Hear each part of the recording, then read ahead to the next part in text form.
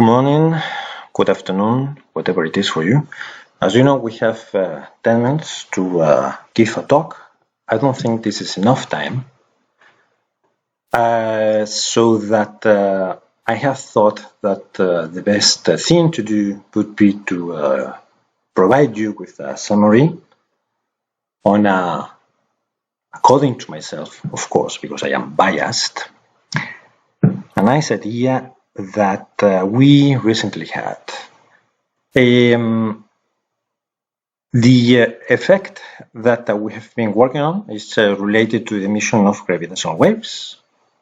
And you know that these waves are very fashionable since a couple of years.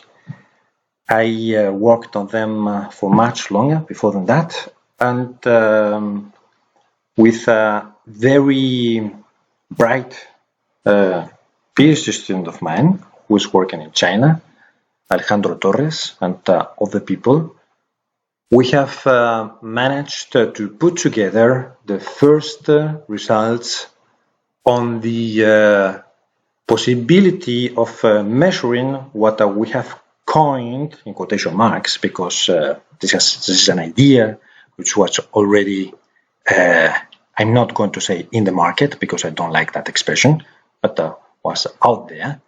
And I'm going to show you the first picture that I have here.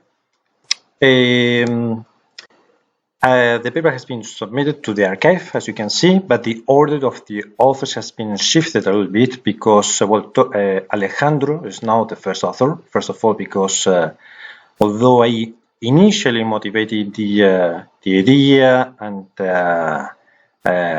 put it forward, etc., the truth is that Alejandro has done a lot of work, and it would not be fair to be first author, so that Alejandro Bloom has jumped here to the first place, and we have moved a little bit around the authors. But it's been a teamwork, and everybody has contributed a lot, and it would be unfair to say whatever. Anyway, everybody's nice, everybody has contributed a lot, and I think it's a nice idea. So the basic point is that when people think of measuring gravitational waves, for some reason we just assume that these sources, that typically is going to be a binary, we just regard these sources to be fixed, emitting these gravitational waves, and these gravitational waves are propagating towards us. Okay, this is probably a wrong picture. Why? Because most of the sources, most of the galaxies, galactic nuclei, globular clusters, you name it, are going to be moving relative to us. And they're going to be moving at a relatively large speeds. And this is where I want to show you, if I manage to do that, the second plot of the paper. Let me see if I manage. Okay, there you go. So on this axis, which is the y-axis, or what could be the p-axis or the r-axis according to your mood, we show you the velocity dispersion in kilometers per second, and here we have the z, so the redshift, and assuming a given cosmology, we have the conversion in millions of parsecs here. These are real data out to a redshift of about 1, which is not bad if you consider the translation into parsecs. This is 2,000, 3,000, 4,000, 5,000 parsecs around it. And we can see, so these are classes of galaxies, okay? So each point or square, whatever you want to call them, here represents a cluster of galaxies.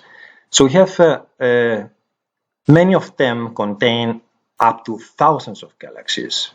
And you can see that assuming a velocity dispersion, this is something that you can actually observe or theoretically derive by assuming the real equilibrium. We can see that most of these galaxies are moving at a relatively large speed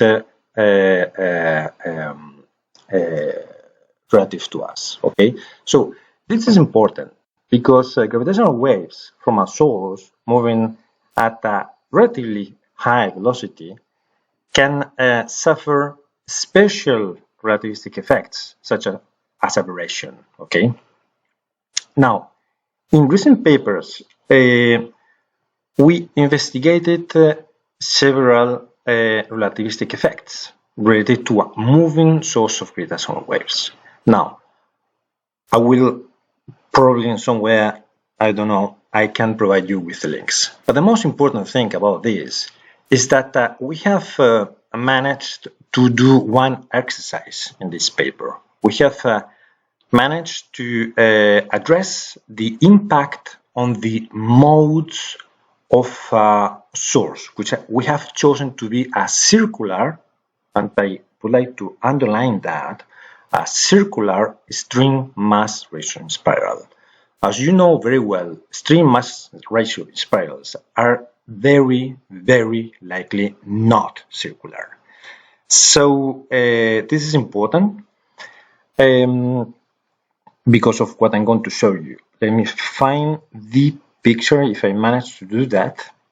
In any case, so in this work, we have shown that the signal from a moving source will have its higher modes excited, in particular the 3-3 mode and beyond.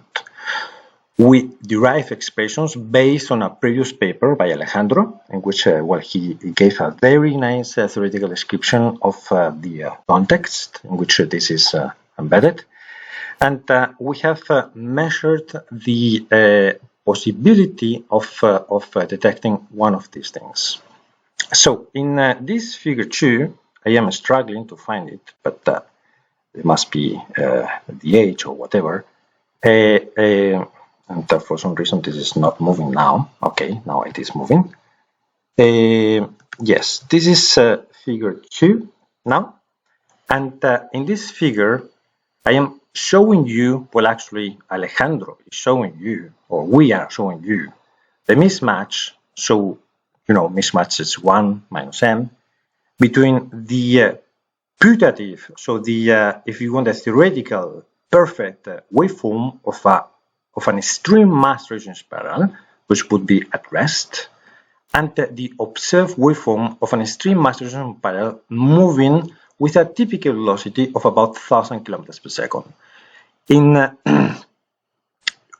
We're showing you the mismatch and the signal to noise ratio, okay?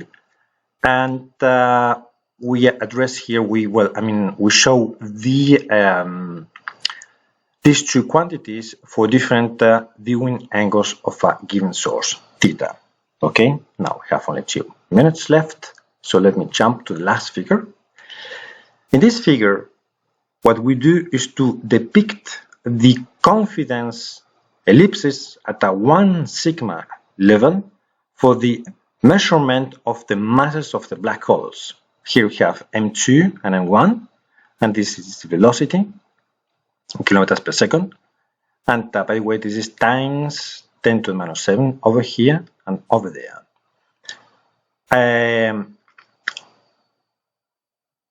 Again, we have a source at rest, which is a solid blue line, and a moving source, which is the dotted red line. For the moving source, the masses measured represent, in this case, the Doppler shifted masses as seen in the observer frame. So, what can we derive from these results? What we can derive is that since the effect might be significant for extreme mass ratio spirals, the inclusion in the waveform can be used to measure the peculiar motion of the host galaxies. What does this mean? This means that we have galaxies or clusters of galaxies very, very far away from us, because we're talking about, you know, that with extreme mass ratio spirals, in principle, we can go to a redshift of 1, being not pessimistic, and being extremely optimistic to a redshift of 4, okay? So that if we can detect the deviation in the waveforms from a source at rest as compared to a source which is moving relative to us, we can extract information about that relative motion, which means that we can have a very detailed mapping of the velocity dispersions of classes of galaxies which are not accessible to our old friend, the photon. Now, I would like to, I had something else to show, but I will not find it now, of course. But the interesting thing is that, in these figures, yes, I forgot, we're assuming a circular stream mass-action spiral with a signal to noise ratio of about 20, okay? Now, for eccentric stream mass-action spirals, the distances should be significantly larger. Why? Because the eccentricity is going to enhance this effect, okay? And the 10 minutes is over now, and I guess I can't say anything else. I'm going to try to leave a link to the papers somewhere. Thank you. Bye-bye.